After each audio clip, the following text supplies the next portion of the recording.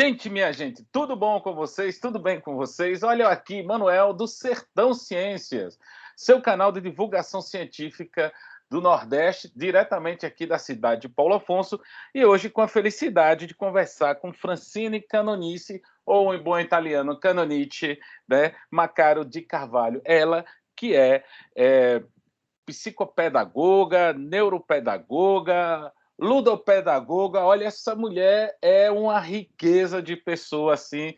Nossa conversa hoje vai ser muito bacana, bastante agradável. Boa noite, Francine. Tudo bom com você? Tudo bom, Manuel? Boa noite. Boa noite a todos vocês que acompanham aí o blog. Beleza. Olha só, fala um pouquinho de você para a gente, né, da sua formação.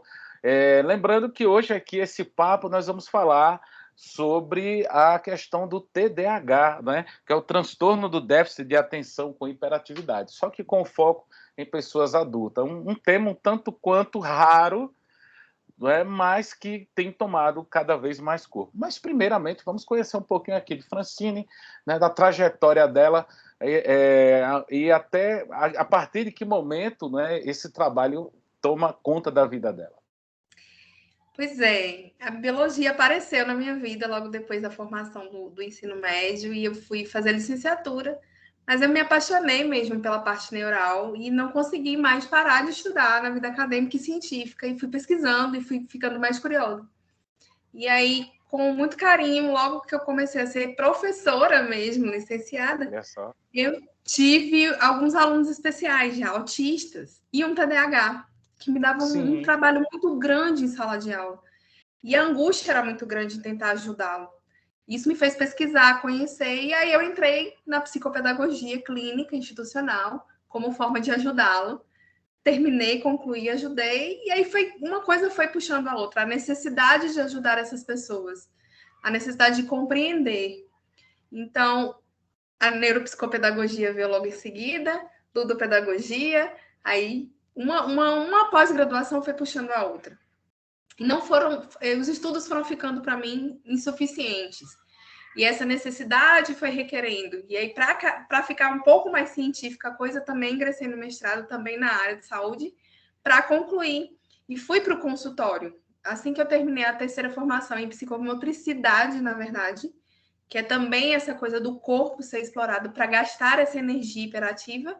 Aí eu tive coragem e aí coloquei o consultório. Hoje já são 7 anos trabalhando especificamente com isso, né? Sendo psicopedagoga e ajudando essas pessoas. Então, os distúrbios do neurodesenvolvimento, neurodiversos, eu costumo dizer. sim. Eu sou apaixonada por neurodiversos.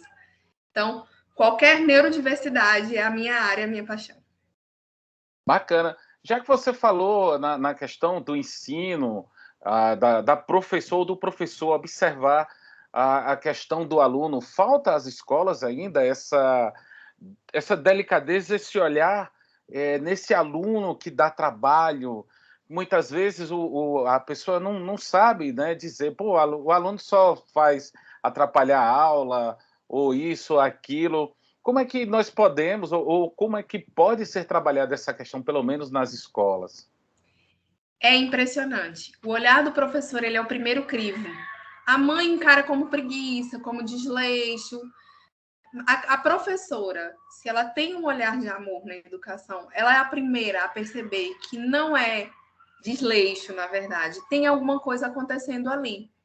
Então, às vezes, a gente olha como educador para o aluno e fala: nossa, ele é preguiçoso, ele não quer nada com a vida. O adolescente, o adulto é pior, porque aí ele não consegue fazer uma faculdade ou ele não quer estudar. E não é isso, na verdade. Realmente é um transtorno, né? É uma neurobiologia que foi transformada, é o próprio cérebro que traz essa Sim, condição. Então, a gente tem que alertar isso. E isso vai se agravar muito com a pandemia. O consultório hoje ele está muito cheio de crianças que não precisavam, mas estão desatentas. sim, Hoje há sim, um volume, porque se produziu um excesso de informação em casa e aí a escola não teve mais controle. Então, nós estamos também num momento em que tem que ter um olhar mais carinhoso ainda, porque também tudo vai ser encarado como desatenção e não é. É um momento, é uma condição. Mas é isso, o professor ele é o primeiro a perceber. Com certeza, se o professor chega na mãe e fala, olha, mãezinha, precisa dar uma olhada, tem alguma coisa, essa criança não se concentra tanto quanto as outras, ele não fica muito quieto, ele não olha muito a tarefinha, eu percebo que ele tira o olho, ele olha para as outras coisas, ele olha para cima, se ele perde muito facilmente a atenção, ele pode ser o portador. Agora, me diga uma coisa, é sempre necessário, aí vamos falar dessa questão do TDAH, antes, eu vou pedir para que vocês expliquem, para que você explique aqui aos nossos, ao nosso público o que é o TDAH, mas antes, o diagnóstico só é feito através de acompanhamento. Isso, o diagnóstico ele é feito, na verdade, de um acompanhamento de equipe multidisciplinar. A gente não pode realmente diagnosticar sozinhos. A gente precisa do acompanhamento médico, que ele é neurológico ou psiquiátrico, então a gente precisa de um neurologista ou um psiquiatra acompanhando. A gente precisa de um psicólogo, a gente precisa de um psicopedagogo para entender se isso não é só aprendizagem. A gente precisa, às vezes, da terapia ocupacional e outras áreas até. Então, na verdade, é uma equipe multidisciplinar que precisa se reunir e se desdobrar em cima da pessoa. Lógico, existem características muito chamativas e, infelizmente, não existe um teste clínico que atesta. Eis a maior dificuldade. Já estamos avançando muito nessa área, mas, infelizmente, ainda não há um teste que dê um padrão seguro. A gente tem escalas, a gente tem métodos, a gente tem alguns testes padronizados na neuropsicologia e que são utilizados por nós profissionais da área, que e realmente é um controle muito grande desses testes, os padrões. Por quê? Porque a gente precisa medir algumas coisas, as funções, a quantidade de atenção, que tipo de atenção está comprometida, são várias formas. Então, esses testes e esses padrões dão para a gente uma direção. Então, essa equipe precisa conversar. Se envia um relatório de um para o outro, se conversa entre um e outro, se reúne para a gente fechar esse quadro. Então, o resultado de saber se tem ou não, ele vem da equipe multidisciplinar. Mas o fechamento e o laudo, quem assina embaixo é o médico, ou o neurologista, ou o psiquiatra. A última palavra é deles. E aí, Francine, onde é que você e seu trabalho se encaixa neste grupo? Pronto. O psicopedagogo, o educador, onde é que entra o papel do educador nessa área, né? Na verdade, a gente controla a aprendizagem. Sim. Quando a gente estuda a psicopedagogia, a gente entra no campo da emoção com a aprendizagem. Então, a gente toca um pouquinho em tudo isso. Quando eu entrei em neuropsicopedagogia, eu estudei um pouquinho mais profundo as funções e conexões cerebrais e aprendizagem. Então, onde é que entra o papel do neuropsicopedagogo? A gente entra com o crivo de compreender se realmente o distúrbio é atencional.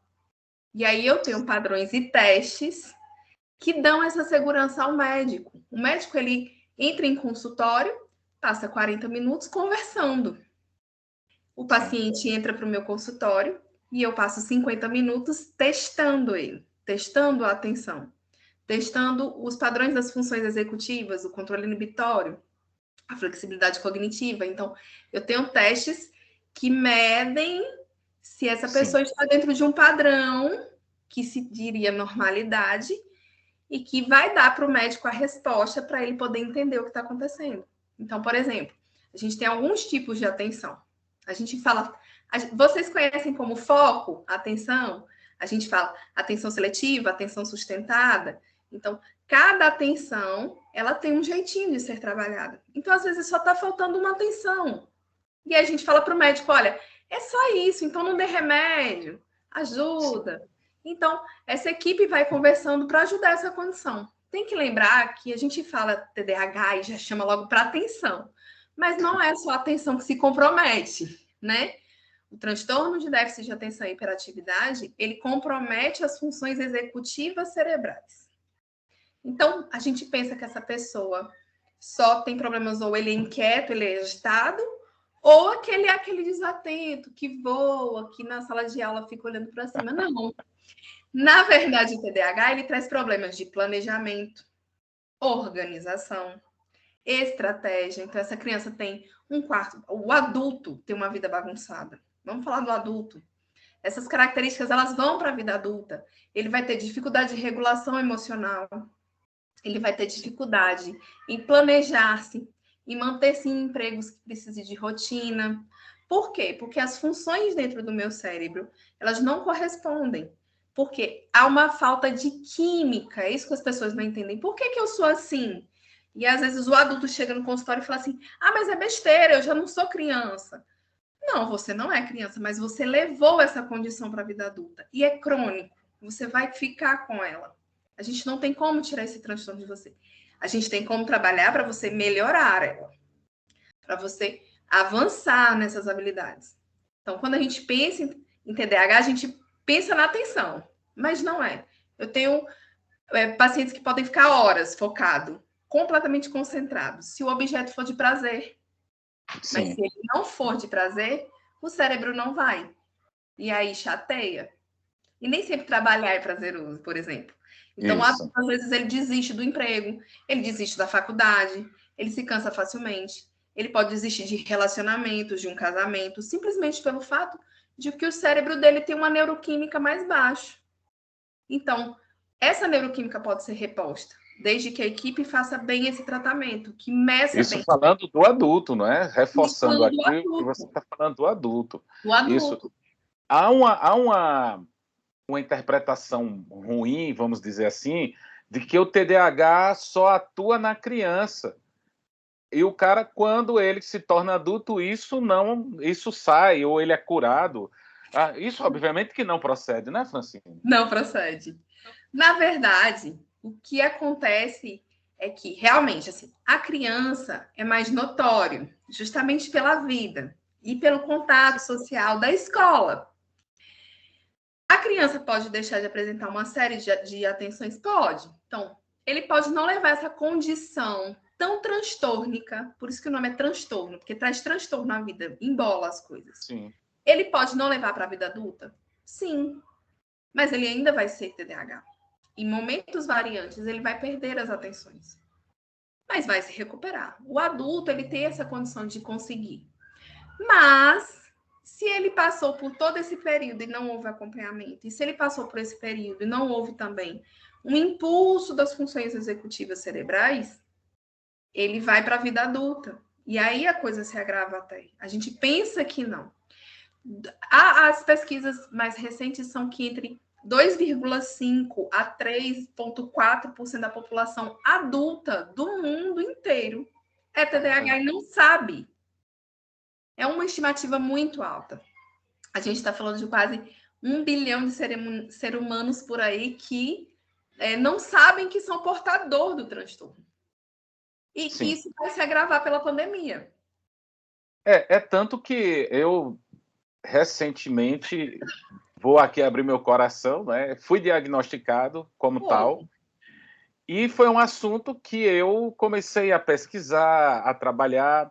Quero aqui aproveitar, mandar um grande abraço para a doutora Cristiane Jacques, que inclusive intermediou essa nossa entrevista, e fui observar que, de fato, há várias características da questão do TDAH em adulto iam se encaixando na minha questão.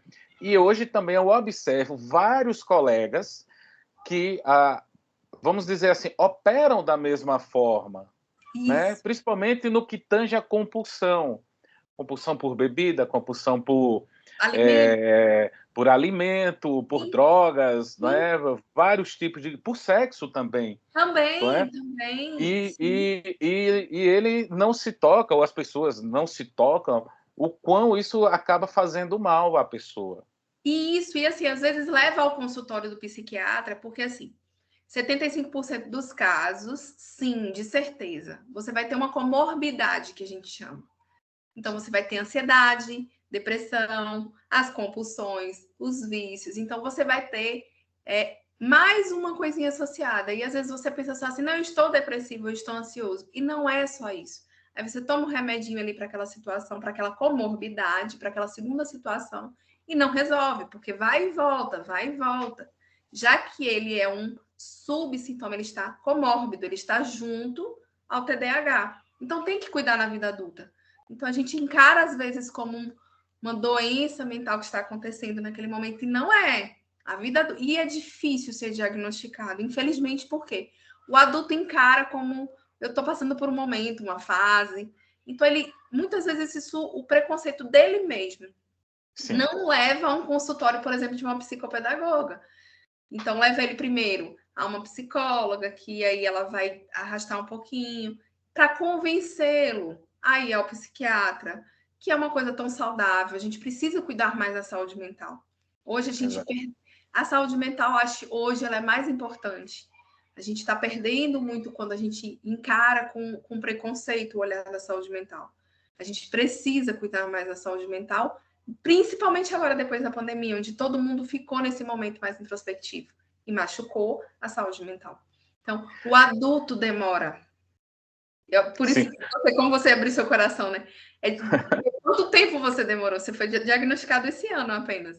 A gente demora a condição de que é portador, né? Uhum. É bem complicado. Tem outro fator também aí, Francine, que você pontuou muito bem, que é o preconceito. Eu, várias vezes, conversando com algumas pessoas, e elas desabafando comigo, eu disse, olha, você precisa ir no psiquiatra. Aí, qual é a resposta imediata? Mas eu não sou doido. Eu digo, não estou dizendo que você é doido. E nem, obrigatoriamente, quem vai ao psiquiatra é doido. Ou ao psicólogo. Não. Então, assim, pintou muito esse quadro de loucura de quem procura o psiquiatra, o psicólogo, ou até mesmo o psicopedagogo, são pessoas que são, aspas, loucas, né? Como é que a gente pode fazer para derrubar esse preconceito? Eu acho que a melhor forma é essa. A gente precisa divulgar mais, a gente precisa quebrar as barreiras, a gente precisa conversar. Porque as pessoas precisam entender a importância da saúde mental. A cabeça manda no corpo. Eu posso dizer com propriedade na parte neural o quanto o nosso cérebro manda e a gente não percebe, o quanto as neuroquímicas mexem com as nossas decisões, com as nossas atitudes. Então, se a gente não cuida, não zela disso, o que adianta tanto, às vezes, zelar do corpo, se acabar na academia, fazer plástica, ser tão vaidoso e lá por dentro, lá na cabecinha, a sua cabecinha está te machucando porque está faltando uma substânciazinha que te deixa feliz, então você vai ficar mais tristinho, então você finge que está feliz, aí vai piorando essa condição. Então a gente precisa também cuidar desse bem-estar, porque saúde mental é extremamente importante. Para não ir vamos falar assim, eu detesto a palavra loucura, mas para você não ir nesse termo, para você não cair, não fadar a esse fato. Então, se a gente cuida, se a gente zela assim como zela o corpo, a gente consegue resultados fantásticos, uma qualidade de vida superior. Mente sã, corpo são. Mente sã é corpo são, não é corpo são, mente sã. A palavra é mente sã, corpo são. Né? Então a gente precisa abrir mais a nossa mente e fazer o que você está fazendo, por isso parabenizá-lo pela atitude, porque é difícil falar de TDAH adulto. Quando as psiquiatras as primeiras vezes me conhecem e falam, gente, é raro ver alguém tratar TDAH adulto. E há um preconceito muito grande, porque para ele chegar no consultório, quando ele chega e vê aquele monte de teste, aquelas coisinhas que ele vai ter que pegar, ele olha para mim assim, tipo, isso não tá legal. Isso eu não vou fazer. E eu sempre me divirto até para explicar que a gente precisa mexer na atenção e que vai fazer uns exercícios e que vai mexer com a cabeça e que vai fazer coisas. Tem coisas que são tão simples, às vezes, que ele olha, o paciente olha até com estranheza, tipo, eu vou falar assim, olha, você está precisando essa semana fazer uma cruzadinha. Sim. Como assim? Eu digo, olha, porque a gente precisa de uma atenção na sua leitura, então eu vou te dar essas cruzadinhas de presente, leve para casa só para se divertir. E aí o paciente se assusta, mas não, é a demanda da nossa necessidade de hoje. E o excesso... É uma forma do tratamento, né? É uma das... Sim, a gente tem uma infinidade de exercícios. Hoje a gente avançou muito. Então, a gente tem exercícios clínicos que são fortes, a gente tem neuróbicas, que são exercícios que aquecem o cérebro, que mantêm o cérebro mais saudável. Aí a gente vai ter exercícios que acalmam, que refreiam. Eu também faço neurometria funcional, então a gente tem um aparelhinho que vai fazer um barulhinho, que vai dar uma sonolência, se ele for muito agitado. Então, a gente tem vias e meios de ir liberando tudo isso e facilitando a vida dessa pessoa, porque na verdade é um transtorno. E quanto mais a gente ajudá-lo a ter uma vida com um pouco mais de normalidade, no sentido de estar vivendo bem, de compreender todas essas sensações que ele não sabia que era um transtorno. A gente encara como eu sou mais sistemático, ou eu não gosto disso. Não, às vezes é uma neuroquímica que estava faltando lá, que é o que acontece no TDAH adulto. É interessante também frisar aqui que o tratamento, se é que eu posso chamar assim, ou se você me permite chamar assim, Claro! ele não é também algo da noite para o dia, porque, olha, por exemplo, eu sou um adulto de 47 anos, então é algo que tem que ser contínuo, né? Um trabalho contínuo, perseverante, e que, no caso, a pessoa vai observando com o passar do tempo algumas mudanças bem significativas, vamos dizer assim. O que eu quero te perguntar o seguinte: a incidência do TDAH em adultos é maior em homens do que mulheres? É igual? Existe alguma diferença? O TDAH ainda, ele é um transtorno que acomete mais os homens, né? A gente também tem umas estudos na base neurobiológica e genética agora muito recentes, que realmente o gene masculino, ele traz uma incidência um pouquinho maior. Mas qual é o detalhe? A incidência masculina é maior, mas os transtornos na mulher são maiores. Então, assim, a condição na menina, na mulher, ela traz algumas coisas que não traz no homem. Ela é mais hiperativa, ela tem muito mais dificuldade. Digamos assim, os sintomas, né? Na verdade, são as características, as habilidades comprometidas na mulher. Às vezes elas são mais agravadas, mas ainda a incidência hoje é maior nos homens. Os homens, eles são maiores portadores ainda. Os fatores sociais, você está me passando aí a questão genética, mas os fatores sociais também contribuem na questão do TDAH? Eu digo assim, da pessoa vir a ter? Não, vir a ter não, porque se você é portador, foi uma condição de um transtorno neurobiológico, é neuroquímico. Você nasceu com essa condição, tá? Isso veio desde o seu neurodesenvolvimento. Então, não é uma condição que você desenvolveu ao longo porque viveu na sociedade. O que acontece é, os sintomas podem se agravar em torno do que você vivencia, assim como qualquer outro transtorno neuro também. Todos os transtornos do neurodesenvolvimento, eles podem ser potencializados pelo ambiente. Porque você já traz essa condição lá. É como, vamos simplificar para ficar fácil essa ciência. Você tinha o gene da diabetes, mas você não come açúcar, você não vai desenvolver.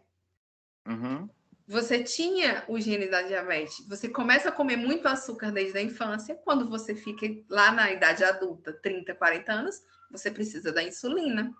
A mesma coisa ao TDAH. Você veio com a condição guardadinha. Você pode manifestar ou não na primeira infância e até a adolescência. Mas chega um ponto em que aquela químicazinha que falta lá, ela aparece a necessidade de usar ela. E aí você vai mostrar o transtorno. Então não há como fugir. Se você é portador, você será. Você vai ter o quê? Condições de equilibrar, e principalmente com a vida adulta, a gente consegue contornar, fazendo uma terapia, por exemplo, cognitivo-comportamental, onde o psicólogo vai te ajudar a entender os seus comportamentos e você se frear e se politizar em alguns comportamentos. Então, exatamente aí, porque a gente precisa estudar tanto e porque precisa ser uma equipe multidisciplinar, para que essa condição seja bem estudada. Então, por exemplo, uma criança que tem uma mãe muito calma, vou para a criança para entender o adulto, tá? Uma mãe muito calma, muito serena, mas aquela criança tem aquele comportamento que não para, e a mãe, meu amor, para, calma, ela não grita, ela não briga, ele acaba serenizando um pouco, porque o cérebro dele começa a aprender os comandos dessa mãezinha, mas aí a mãe mais agitada, mais turbulenta, vai gritar, ele vai ficar, o transtorno vai mostrar a cara dele. Então, depende sim. Então, por exemplo, se você é um adulto e você está convivendo com álcool, com a droga, e se você já tem a propensão ao vício que o TDAH trouxe, você vai usar. Você vai e vá para Em atender. algum momento vai pipocar, Algum né? momento vem. O estalo vem, porque seu cérebro está sem aquela neuroquímica que diz não. O que é a importância do TDAH? É o não. Essa área de atuação na frente aqui, o frontal, a parte frontal do seu cérebro não tem esse controle inibitório que a gente chama. Ele não tem esse freio. Por isso que na criança todo mundo fala, esse menino não para, esse menino é teimoso, esse menino não sei o quê. Aí quando é na vida adulta... Capeta em forma de... aí na vida adulta do mesmo jeito. Você também tem dificuldade com esse não. Então, muitas vezes você cede a um relacionamento tóxico, porque você não sabe dizer não a essa pessoa.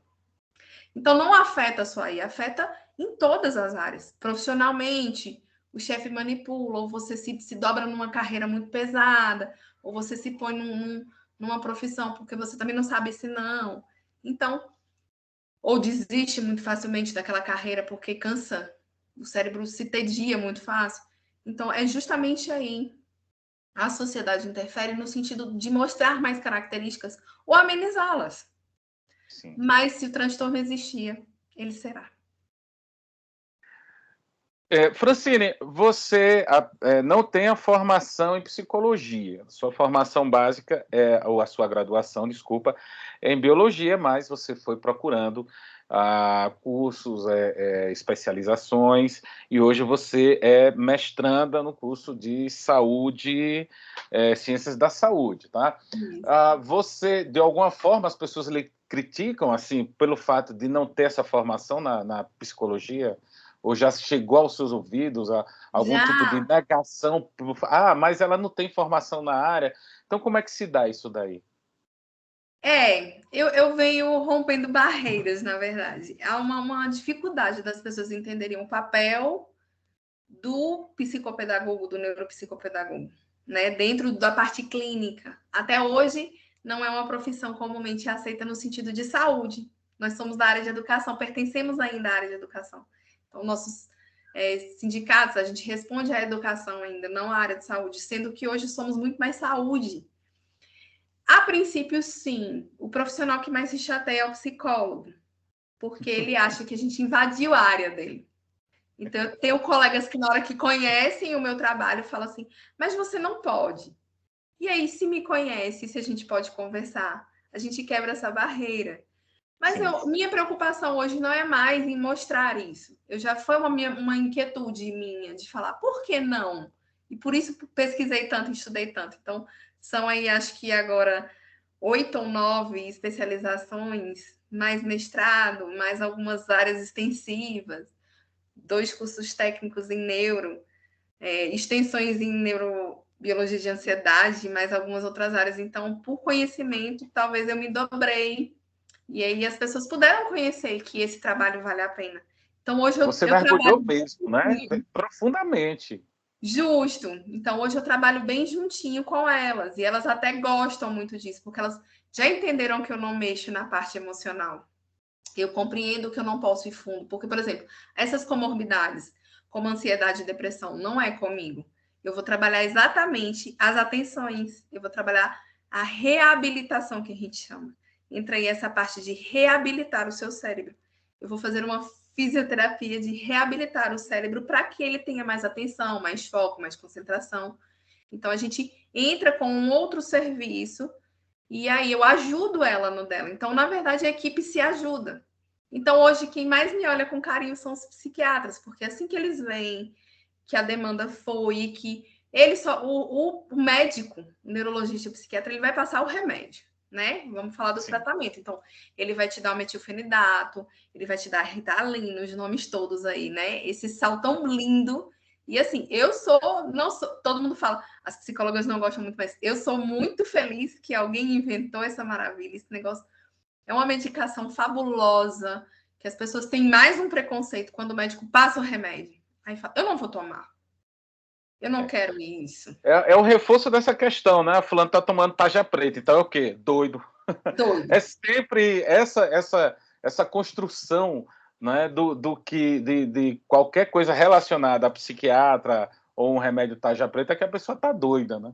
Exato. Mas aí, justo, se você vai às terapias, se você tem essa equipe, acesso aos exercícios, chega um momento que a gente olha assim para um pro outro e fala, ó, vamos tentar sair do remédio. O remédio já não precisa mais. A gente já habilitou a atenção que estava perdida. Então, a gente tem recursos hoje para reabilitar a mente, o cérebro. Então, é procurar essa ajuda. Então, já houve um preconceito maior. Hoje a gente já vem quebrando a barreira e a psicopedagogia avançou muito nesse lado. A gente tem divulgado muito o que a gente pode fazer pela sociedade. E, principalmente, se a pessoa tem um estudo e compreende um pouquinho mais, ela avança muito. Tanto criança, quanto adolescente, quanto adulto. Cada um na sua faixa etária precisa. E tem mais. A gente pensa que não, mas vai para o idoso. A gente vai até a fase 3, como eu diria assim. A gente vai.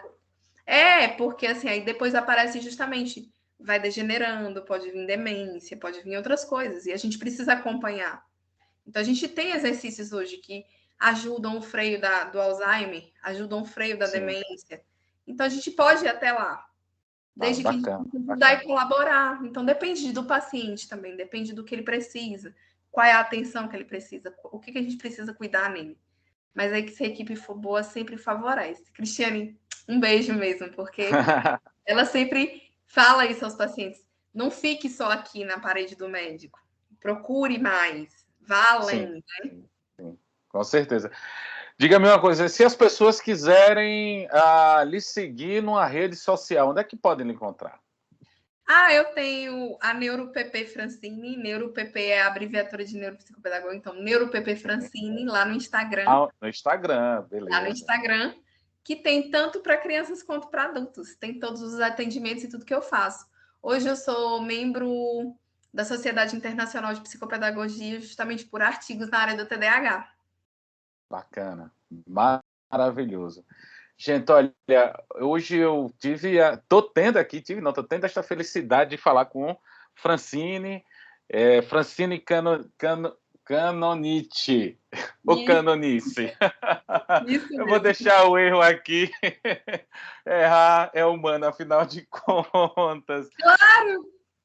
Olha, eu estou muito feliz com essa conversa. Eu espero que essa conversa possa chegar a vários amigos, várias pessoas da minha, da sua, de todas as famílias aí, e que as pessoas possam reconsiderar essa questão de procurar um psiquiatra, procurar uma neuropedagoga, né, um trabalho igual ao seu, e ver essa questão do TDAH. É importantíssimo, e eu digo isso de causa própria, tá?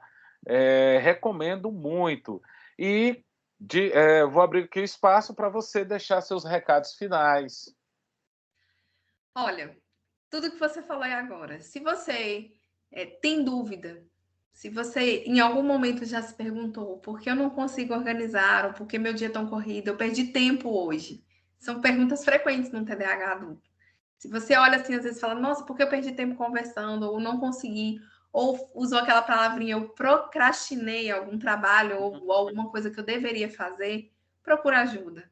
A gente pode ajudar. Então, procura uma equipe, procura um neuropsicopedagogo, um psicopedagogo, procura um psicólogo, procura qualquer pessoa que possa nos dar esse suporte. Muito, muito obrigada pelo espaço, Manuel. Eu espero que realmente, do fundo do meu coração, muitos adultos possam vir a abrir suas mentes, caírem e romperem um preconceito e terem qualidade de vida mental e terem qualidade de vida num geral, porque isso traz qualidade de vida para a vida de verdade. E muito obrigada pelo espaço e estou sempre à disposição aí para você e para o público. Se precisarem, podem tirar dúvida lá pelo Instagram, eu sempre respondo. Maravilha, maravilha. Francine, mais uma vez, obrigado. Gente, esse foi o nosso Sertão Ciência, falando hoje sobre o transtorno déficit de atenção com hiperatividade, também conhecido como TDAH, que não só é coisa de criança, também é de adulto. Beleza? Então, um cheiro para vocês e até um próximo Sertão Ciência. Tchau, tchau, gente.